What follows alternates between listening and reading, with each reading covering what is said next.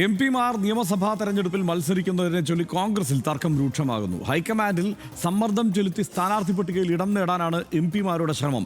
K Sudhakaran, Adoor Prakash, Kodikunnil Suresh, Shafi Parambil, MK. Raghavan എന്നിവരാണ് നിയമസഭയിലേക്ക് മത്സരിക്കാൻ താല്പര്യം അറിയിച്ചത്. അതിൽ ഷാഫി പറമ്പിൽ മത്സരിക്കാൻ താല്പര്യമില്ല എന്ന് പിന്നീട് വ്യക്തമാക്കിയിട്ടുണ്ട്. കെ.സി. വേണുഗോപാൽ മത്സരിക്കുമെന്നും അഭ്യൂഹം ഉയർന്നിട്ടുണ്ട്. കണ്ണൂരിൽ തന്നെ മത്സരിക്കുമെന്ന് പറഞ്ഞ് കണ്ണൂരിൽ സ്വയം സ്ഥാനാർത്ഥിത്വം പ്രഖ്യാപിച്ചിട്ടുണ്ട് കെ സുധാകരൻ. അത് വിവാദമായിട്ടുണ്ട്.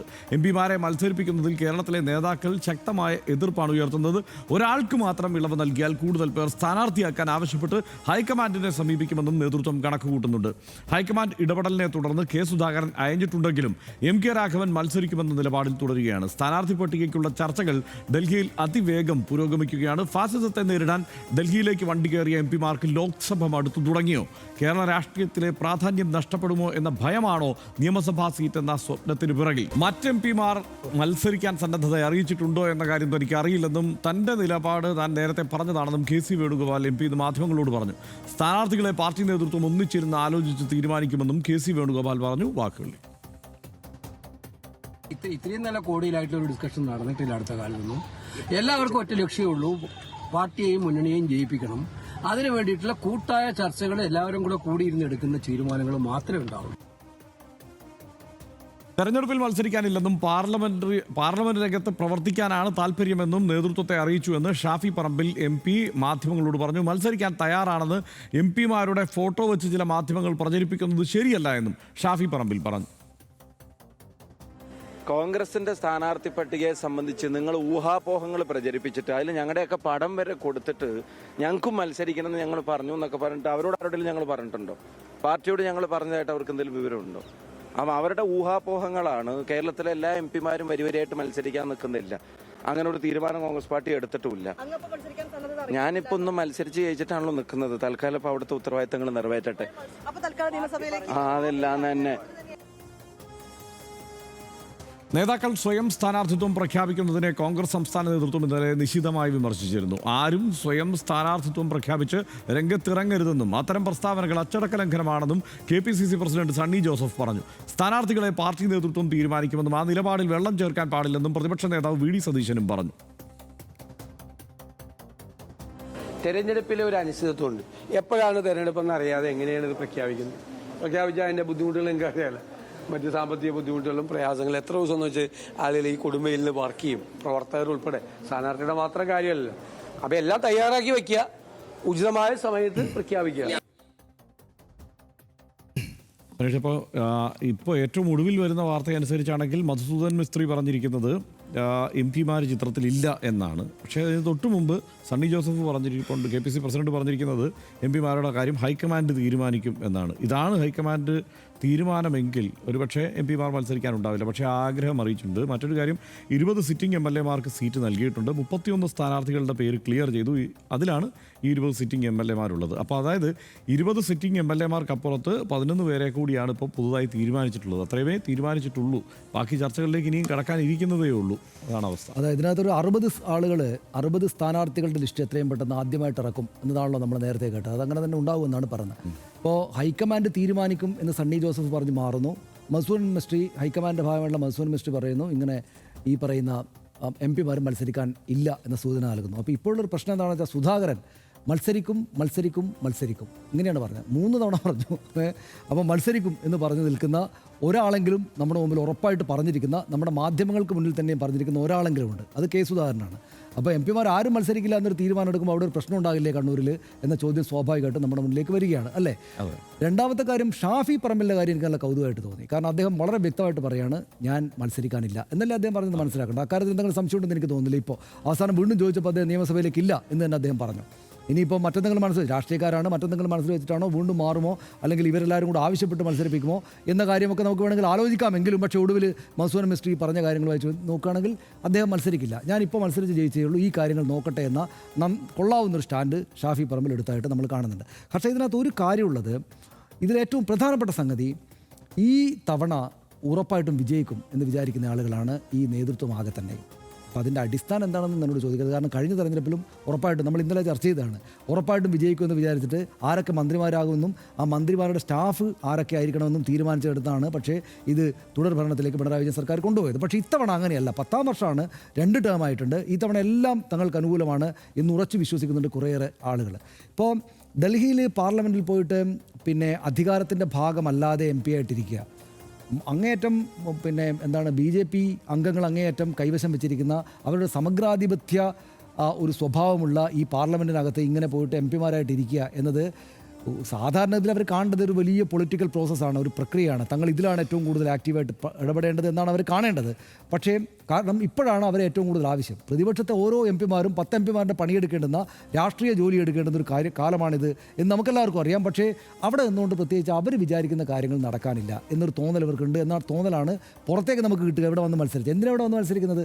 കാരണം ഇത്തവണ എന്തായാലും അധികാരത്തിലേക്ക് വരുമെന്ന് അവർ ഉറച്ച് വിശ്വസിക്കുന്നു.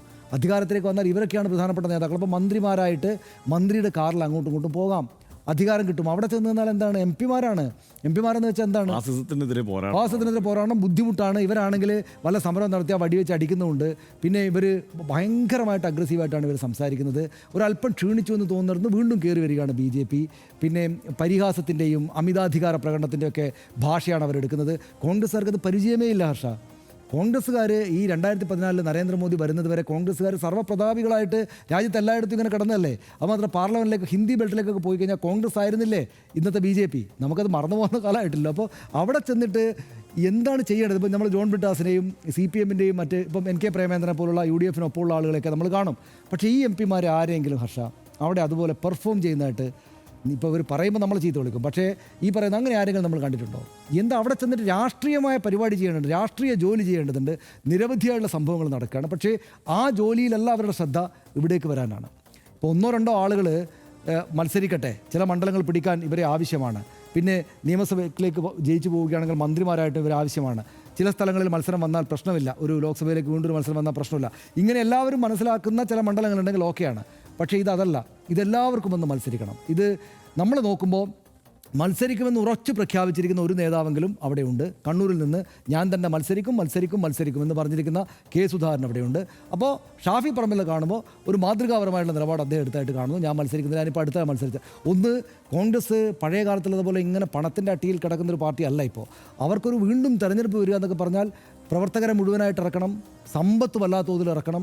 അങ്ങനെ ഒരു മത്സരത്തിലേക്ക് പോകുന്ന വെച്ചാൽ രാജ്യത്തിനാകെ പൊതുനഷ്ടമുണ്ട്. ഒപ്പം പാർട്ടിക്കും പ്രവർത്തകർക്കും അധ്വാനവും ധനനഷ്ടവും രാഷ്ട്രീയമായിട്ടുള്ള ഭാരവും എല്ലാം കൂടെ വരുന്നൊരു സാഹചര്യമാണ്. അപ്പോൾ പക്ഷേ എൻ്റെ ഒറ്റ വരി കൂടെ പറഞ്ഞു നിർത്താം. ഇത്രയും നാളും ഈ തെരഞ്ഞെടുപ്പിലേക്ക് പോകുമ്പോൾ ഒരുപക്ഷെ മുൻകാലങ്ങളിൽ കാണാത്തത്രക്ക് വലിയ ശാന്തമായിട്ടുള്ളൊരു ഏകോപിച്ചാണല്ലോ ഈ സംഗതികളെല്ലാം പോകുന്നത്. പറയുമ്പോൾ 3 പ്രധാനപ്പെട്ട നേതാക്കളുടെ ലീഡേഴ്സായിട്ട് KC വേണുഗോപാൽ, രമേശ് ചെന്നിത്തല, VD സതീശൻ, പ്രധാനമായിട്ട് 3 ആളുണ്ട്. പക്ഷേ എല്ലാം ഏകോപിതമായിട്ട് മുന്നോട്ട് പോകുന്നല്ലോ എന്ന തോന്നലാണ് പുറത്തുനിന്ന് കാര്യങ്ങൾ നിരീക്ഷിക്കുന്ന ആളുകൾക്ക് ഉണ്ടാകുന്നതെങ്കിൽ. ഇങ്ങനെയാണ് പോകുന്നതെങ്കിൽ പതിവ് കോൺഗ്രസ് രീതികൾ കാണുമോ സ്ഥാനാർത്ഥി പ്രഖ്യാപനത്തിലേക്ക് ചെന്നെത്തുമ്പോൾ എന്ന ഒരു സംശയമുണ്ടാകുന്ന സാഹചര്യത്തിലേക്ക് കാര്യങ്ങൾ ഇപ്പോൾ വന്നിരിക്കുന്നു എന്നൊരു തോന്നലാണ് എനിക്കുള്ളത്. മസൂദ് മിസ്റ്റ് പറഞ്ഞിരിക്കുന്നു പിന്നെ MP-മാർ മത്സരിക്കില്ല എന്ന്. ഹൈക്കമാൻഡ് തീരുമാനം എടുക്കുന്ന സണ്ണി ജോസഫ് പറഞ്ഞതിനർത്ഥം നേരത്തെ അദ്ദേഹം മറച്ചൊന്ന് പറഞ്ഞതുകൊണ്ട് അദ്ദേഹത്തിൻ്റെ അഭിപ്രായം പറഞ്ഞുകൊണ്ട് വലിയ കുഴപ്പമുണ്ടായി കണ്ണൂർ. അപ്പോൾ അങ്ങനെയുള്ള പ്രശ്നങ്ങളിലേക്ക് പോകാതിരിക്കാനാണ്. അപ്പോൾ എന്തൊക്കെയോ ഒരു പ്രശ്നത്തിലേക്ക് കാര്യങ്ങൾ പോവുകയാണോ എന്ന് കോൺഗ്രസ്സുകാരും കോൺഗ്രസ് അല്ലാത്ത ആളുകൾ സംശയിച്ചാൽ ഈ ഘട്ടത്തിൽ കുറ്റം പറയാനില്ലെന്ന് എനിക്ക് തോന്നുന്നു. വളരെ സന്തോഷത്തോടെയാണ് ഈ ചർച്ചകൾ പുരോഗമിക്കുന്നത്. ഇതുവരെ ഇത്രയും സമാധാനത്തോടെ ഈ ചർച്ചകൾ പോയിട്ടില്ല എന്നാണ് KC വേണുഗോപാൽ പറഞ്ഞത്. പക്ഷേ അപ്പോഴും എൻ്റെ സംശയം, ഈ പറയുന്ന സിറ്റിംഗ് MLA-മാരെ തന്നെ അവിടെ തീരുമാനിക്കുന്നതിന് വലിയ ബുദ്ധിമുട്ടൊന്നുമില്ല. കോൺഗ്രസിൻ്റെ ഒരു കീഴ്വഴക്കം അതാണ്. വേറെ നിവൃത്തിയില്ലെങ്കിൽ മാത്രം ചില MLA-മാരെ ഒഴിവാക്കുക എന്നുള്ളതാണ് രീതി. ഇപ്പോൾ പാലക്കാടൊക്കെ സംഭവിക്കുന്നത് പോലെ. അതല്ലാതെ ബാക്കി എല്ലാ MLA-മാരെയും തുടരാൻ അനുവദിക്കുകയാണ് ചെയ്യുക. അതിനപ്പുറത്ത് പക്ഷേ തീരുമാനിക്കപ്പെട്ടത് 11 മാത്രമേ ഉള്ളൂ. ഈ ചർച്ചകൾ ഇത്ര സമാധാനത്തോടെ പുരോഗമിക്കുമ്പോഴും ആ 11 ഇപ്പോൾ ഇതുവരെ തീരുമാനിച്ചിട്ടുള്ളൂ. അതാണ് അത് എപ്പോൾ വേണമെങ്കിലും തെരഞ്ഞെടുപ്പ് വിജ്ഞാപനം ഉണ്ടാകാം എന്നുള്ള സ്ഥിതി നിലനിൽക്കുകയാണ്. അപ്പോൾ അങ്ങനെ ഒരു പ്രശ്നമുണ്ട്. ഇനിയും ബാക്കി തീരുമാനിക്കാനിരിക്കുന്നതേ ഉള്ളൂ. പിന്നെ MP-മാർ മത്സരിക്കുക എന്നത് MP-മാരിൽ പലർക്കും ആഗ്രഹമുണ്ടായിരുന്നു എന്നുള്ളത് വാസ്തവമാണ്. ഈ കൊടിക്കുന്നിൽ സുരേഷ് എത്ര കാലമായിട്ട് കേരളത്തിൽ വന്ന് കേരളത്തിലെ സംസ്ഥാന രാഷ്ട്രീയത്തിൽ സജീവമാണെന്ന് ആഗ്രഹം പ്രകടിപ്പിക്കുകയും അത് ആവർത്തിച്ച് പറയുകയൊക്കെ ചെയ്യുന്നു. അദ്ദേഹത്തിന് അത് അനുവദിക്കുന്നില്ല എന്നുള്ളതാണ്. കോൺഗ്രസ് നേതൃത്വം അനുവദിക്കുന്നില്ല, അവർക്ക് അങ്ങനെ ഒരു താല്പര്യമില്ല എന്നുള്ളതുകൊണ്ട് അദ്ദേഹം പാർലമെൻറ്റിലെ ഏറ്റവും സീനിയർ MP-മാരിൽ ഒരാളായി തുടരുകയാണ്. അങ്ങനെ അപ്പോൾ അതല്ലാതെ മറ്റുള്ളവർക്ക് ഇപ്പോൾ അടൂർ പ്രകാശിന് കേരളത്തിൽ ഒന്ന് മത്സരിച്ചാൽ കൊള്ളാമെന്നുണ്ട്, ആ താല്പര്യമുണ്ട് എന്നുള്ളതൊരു വാസ്തവമാണ്. എം കെ രാഘവൻ ഇവിടെ മത്സരിക്കാൻ കൊള്ളാമെന്നുള്ള താല്പര്യം അദ്ദേഹം അത് പ്രകടിപ്പിച്ചിട്ടുണ്ട്. സുധാകരൻ പരസ്യമായിട്ട് ഇക്കാര്യത്തിൽ ആണയിട്ട് പറയുന്നത് പോലെ മത്സരിക്കണമെന്നുള്ള താല്പര്യം വ്യക്തമാക്കി കഴിഞ്ഞു. ഷാഫിയാണ് ആ നിലയ്ക്ക് ഞാൻ പറഞ്ഞിട്ടില്ല, അല്ലെങ്കിൽ എനിക്ക് അങ്ങനെ ഒരു താല്പര്യമില്ല എന്ന് പറയുന്നത്. പക്ഷേ ഷാഫി ഇവിടെ മത്സരിക്കണമെന്ന് കോൺഗ്രസിൽ തന്നെ ആഗ്രഹമുള്ള ഒരു വിഭാഗമുണ്ട്. അതുമാത്രമല്ല ലീഗിനും ആ ആഗ്രഹമുണ്ട്. അത് ഷാഫിയുടെ കാര്യത്തിൽ മാത്രമല്ല, ലീഗ് ഏതാണ്ട് 5 MP ഇവിടെ മത്സരിച്ചാൽ നല്ലതാണ് എന്നുള്ള താല്പര്യം കോൺഗ്രസിനെ അറിയിച്ചിട്ടുണ്ട്. എപ്പോഴും ലീഗിൻ്റെ താല്പര്യങ്ങൾ കൂടി കോൺഗ്രസിൻ്റെ ചർച്ചകളിൽ ഒരു ഘടകമാവാറുണ്ട് എന്നുള്ളതുകൊണ്ട് ആ താല്പര്യങ്ങളിൽ ഞാൻ മനസ്സിലാക്കുന്നിടത്തോളം വളരെ കൗതുകമുള്ള ചില നിർദ്ദേശങ്ങൾ ലീഗിൻ്റെ ഭാഗത്തു നിന്നുണ്ടായിട്ടുണ്ട്. അവരുടെ സ്ഥാനാർത്ഥിത്വത്തിൽ മാത്രമല്ല, അവർ മത്സരിക്കുന്ന മണ്ഡലങ്ങളുടെ കാര്യത്തിൽ പോലും അവരുടെ ചില താല്പര്യങ്ങൾ അവരറിയിച്ചിട്ടുണ്ട്. പക്ഷേ അത് ആ ഘട്ടത്തിൽ തന്നെ ലീഗിനോടും അത് നടക്കാൻ സാധ്യതയില്ല എന്ന് തന്നെയാണ് കോൺഗ്രസ് നേതൃത്വം അറിയിച്ചിരിക്കുന്നതെന്നാണ് ഞാൻ മനസ്സിലാക്കുന്നത്. പക്ഷേ ആ ചർച്ചകൾ ഇവിടെയുണ്ട്. ഇപ്പോൾ ഷാഫി പറയുന്നത് പോലെ നിങ്ങൾ ആവശ്യമില്ലാതെ ഞങ്ങളുടെ പടം വെച്ചിട്ട് ഇങ്ങനെ ചർച്ച ചെയ്യേണ്ടതുണ്ടോ എന്ന് ചോദിച്ചാൽ ഈ ചർച്ച അടിത്തട്ടിൽ ഇങ്ങനെ സജീവമായി നടക്കുകയാണ്. ലീഗ് താല്പര്യം അറിയിക്കുന്നുണ്ട്. അതൊക്കെ കൊണ്ട്, കാരണം ലീഗ് ഉദ്ദേശിക്കുന്നത് എന്താണ്? കോൺഗ്രസ് പരമാവധി സീറ്റ് നേടണം. അത് കോൺഗ്രസിന് സീറ്റ് നേടാൻ കഴിയാത്ത ഇടങ്ങളെന്ന് വിചാരിക്കുന്ന സ്ഥലങ്ങളിലേക്ക് ഈ നേതാക്കന്മാർ മത്സരിക്കുന്ന ഒരു സ്ഥിതി ഉണ്ടാവണം. അപ്പോൾ അത് അധികാരത്തിലേക്ക് വരുന്ന തരത്തിലേക്ക് കാര്യങ്ങൾ മാറും. അതിന് വേണ്ടിയിട്ടുള്ള ഒരു കാൽക്കുലേഷൻ്റെ ഭാഗമായിട്ടാണ് ലീഗ് അത് ആവശ്യപ്പെടുന്നത്. പക്ഷേ ഇപ്പോൾ സുധാകരൻ്റെയൊക്കെ കാര്യം സാന്നിധ്യം അതാത് മണ്ഡലങ്ങളിൽ മാത്രമല്ല പൊതുവിൽ സംസ്ഥാനത്ത് ഗുണം ചെയ്യും എന്നുള്ള കണക്കുകൂട്ടലിൻ്റെ അടിസ്ഥാനത്തിലാണ് ലീഗ് അത് കണക്കുകൂട്ടുന്നത്. പക്ഷേ കെ സുധാകരനൊന്നും അങ്ങനെയല്ല. അദ്ദേഹത്തിന് മത്സരിക്കണം, അത് കണ്ണൂർ മത്സരിക്കണം, മത്സരിച്ച് അടുത്ത തവണ സർക്കാർ കിട്ടിയാൽ മന്ത്രിയാവണം എന്നുള്ള. അതായത് യഥാർത്ഥത്തിൽ കെ സുധാകരന് പോലും അല്ല, കെ സുധാകരന് ചുറ്റുപാട് നിൽക്കുന്ന ആൾക്കാണ് അദ്ദേഹം മത്സരിക്കാൻ. അതാണ് പ്രധാനമായ ആഗ്രഹം. അതാണ് അത്. ഇതിനകത്ത് നമ്മൾ കഴിഞ്ഞ ദിവസം നമ്മളിവിടെ സംസാരിച്ചല്ലോ, LDF-ഉം UDF-ഉം വലിയ ആത്മവിശ്വാസത്തിലാണ്. ആ കാര്യത്തിൽ സംശയമൊന്നുമില്ല. മത്സരം അവർ തമ്മിലാണ് എന്നുള്ളതും NDA ചിത്രത്തിലില്ല എന്നുള്ളതും വാസ്തവമായിരിക്കെ, അതായത് ഒരു ഭരണത്തിന് വേണ്ടിയുള്ള മത്സരത്തിൽ അവരെന്തായാലും ഇല്ലല്ലോ. അപ്പോൾ LDF-ഉം UDF-ഉം തമ്മിലുള്ള മത്സരമാണ് യഥാർത്ഥത്തിൽ നടക്കുന്നത്. ആ മത്സരത്തിൽ അവർ ഇരു കൂട്ടർക്കും ജയിക്കും എന്നുള്ള വലിയ ഉറപ്പിലാണ് ഈ 2 കൂട്ടരും നിൽക്കുന്നത്. അവർ 2 കൂട്ടരും ഞാൻ ഇന്നാൾ പറഞ്ഞതുപോലെ ഇവരെല്ലാം മന്ത്രിസഭ എന്നുള്ളതാണ് ഇപ്പോൾ മനസ്സിൽ ഉള്ളത്. ഈ ഓരോ രാഷ്ട്രീയ നീക്കങ്ങളിലും നമുക്ക് വായിച്ചെടുക്കാൻ കഴിയുന്ന എന്താണ്? മന്ത്രിസഭയ്ക്ക് വേണ്ടി MLA-മാർ ആരൊക്കെ ആകും എന്നുള്ളതിനപ്പുറത്ത് മന്ത്രിമാർ ആരൊക്കെ ആകും എന്നുള്ളതിലേക്കാണ് ആലോചന ചെന്ന് നിൽക്കുന്നത്. അതുകൊണ്ടാണ് ഈ ആഗ്രഹങ്ങളും ആവശ്യങ്ങളും ഒക്കെ കോൺഗ്രസിലും ചർച്ചയാവുന്നത്. ഇതിൽ ഇപ്പോൾ തരൂരിന് പോലും മത്സരിച്ചാൽ കൊള്ളാമെന്നുള്ള താല്പര്യമാണ് ലീഗിനുള്ളത് ഞാൻ മനസ്സിലാക്കുന്നിടത്തോളം.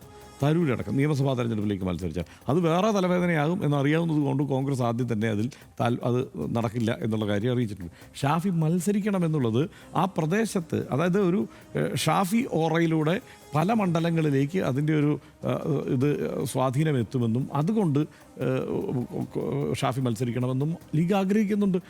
ആഗ്രഹിക്കാമല്ലോ, അത് ചർച്ച ചെയ്യാമല്ലോ. ആ ചർച്ച ഇപ്പോൾ നടക്കുന്നുണ്ട്. അത് പക്ഷേ നിഷേധിക്കാൻ കഴിയില്ല ഇവർക്ക് എന്ന് തന്നെയാണ് ഞാനും കരുതുന്നത്. പക്ഷേ എനിക്ക് തോന്നുന്നത് മത്സരിക്കാൻ ഇടയില്ല. അത് കാരണം അതിനകത്ത് വേറൊരു പ്രശ്നം കൂടിയുണ്ട്. ഇപ്പം മുൻ KPCC പ്രസിഡൻ്റായിട്ടുള്ള ഒരാൾ മത്സരിച്ചാൽ മുഴുവൻ KPCC പ്രസിഡന്റുമാർക്കും മുൻ KPCC പ്രസിഡന്റുമാർക്കും സീറ്റ് കൊടുക്കേണ്ടവരും. VM സുധീരന് മത്സരിക്കാൻ താല്പര്യമുണ്ട്, മുല്ലപ്പള്ളി രാമചന്ദ്രന് മത്സരിക്കാൻ താല്പര്യമുണ്ട്. അപ്പോൾ ഇവർക്ക് എല്ലാവർക്കും സീറ്റ് കൊടുക്കുന്ന സാഹചര്യം, മുതിർന്ന നേതാക്കന്മാർക്ക് പലർക്കും മത്സരിക്കാൻ താല്പര്യമുണ്ട്. ഇവർക്ക് എല്ലാവർക്കും സീറ്റ് കൊടുക്കുന്ന സാഹചര്യത്തിലേക്ക് പോകാതിരിക്കാനും അവിടെ പുതിയൊരു തർക്കം രൂപപ്പെടാതിരിക്കാനും വേണ്ടിയിട്ടാണ് അങ്ങനെ ഒരു കടുംപിടുത്തം എടുത്തത്. കാരണം ഒരു MP മത്സരിക്കരുത് എന്നുള്ളത് മാത്രമല്ല, ആ MP മത്സരിക്കുമ്പോൾ MP മത്സരിക്കുന്നതിനപ്പുറത്തുള്ള മറ്റു ഘടകങ്ങൾ കൂടി വരരുത് എന്നുള്ളത് കൊണ്ടാണ്. കേരളത്തിലെ കോൺഗ്രസിൽ MP-മാരായ ഒരു നിര നേതാക്കളാണ് നിയമസഭയിലേക്ക് മത്സരിക്കാൻ ഇങ്ങനെ കാത്തിരിക്കുന്നത്. വൻ ഭൂരിപക്ഷത്തിൽ കേരളത്തിലെ ജനങ്ങൾ ജയിപ്പിച്ചു വിട്ട MP-മാരാണ് ലോക്സഭ വിട്ട് നിയമസഭാ സ്വപ്നം കണ്ട് സീറ്റ് ആവശ്യപ്പെടുന്നത് എന്നുകൂടി ഓർക്കണം. സ്ഥാനാർത്ഥി പട്ടികയിലെ അവസാനവട്ട ചർച്ചകൾ ഡൽഹിയിൽ പുരോഗമിക്കുമ്പോൾ മത്സരിക്കേണ്ടതില്ലെന്ന പാർട്ടി ധാരണ തള്ളുകയായിരുന്നു പല MP-മാരും ചെയ്തത്. സംസ്ഥാന രാഷ്ട്രീയത്തിലേക്ക് തിരിച്ചു പോകാൻ നമ്മുടെ MP-മാർ വെമ്പൽ കൊള്ളുന്നത് എന്തുകൊണ്ടായിരിക്കും? നിയമസഭയിലെത്തി എന്ത് കാര്യമാണ് ഈ MP-മാർക്ക് അടിയന്തരമായി ഇവിടെ ചെയ്യാനുള്ളത്? MP-മാർ മാത്രമാണോ നിലവിൽ കോൺഗ്രസിൽ നേതാക്കളായി കേരളത്തിലുള്ളതല്ലല്ലോ. പുതിയ നേതാക്കളും ചെറുപ്പക്കാരുമൊക്കെ ഇഷ്ടം പോലെയുണ്ട്. വളർന്നു വരാനുള്ള അവസരം കൂടിയാണ് അവർക്ക് ഈ ഓരോ തെരഞ്ഞെടുപ്പുകളും. ഒരു പദവിയുള്ളവർ ആ പദവി വിട്ടുവന്ന് മത്സരത്തിന് നിൽക്കേണ്ട അത്ര നേതൃദാരിദ്ര്യം കേരളത്തിലെ കോൺഗ്രസ് പാർട്ടിക്ക് ഉണ്ട് എന്ന് തോന്നുന്നില്ല. അതുകൊണ്ട് മരിക്കുന്നത് വരെ മത്സരിച്ചുകൊണ്ടേയിരിക്കുക എന്ന രീതി മുതിർന്ന നേതാക്കൾ ഒഴിവാക്കുകയാണ് നല്ലത്. UDF അധികാരത്തിലെത്തുകയും മത്സരിച്ച സീറ്റുകളിൽ വിജയിക്കുകയും ചെയ്താൽ മന്ത്രിയാകാമെന്നടക്കമുള്ള വ്യാമോഹങ്ങളാകും നിലവിലെ MP-മാരെ മത്സരിക്കാൻ പ്രേരിപ്പിക്കുന്നത്. ജനങ്ങൾ ജയിപ്പിച്ചുവിട്ട MP-മാർ ആ പണി മതിയാക്കി നിയമസഭയിലേക്ക് എത്തുമ്പോൾ അല്ലെങ്കിൽ മത്സരിക്കുമ്പോൾ നേട്ടമാണോ കോട്ടമാണോ കോൺഗ്രസിനുണ്ടാവുക എന്നതുകൂടി ആലോചിക്കേണ്ടതുണ്ട്.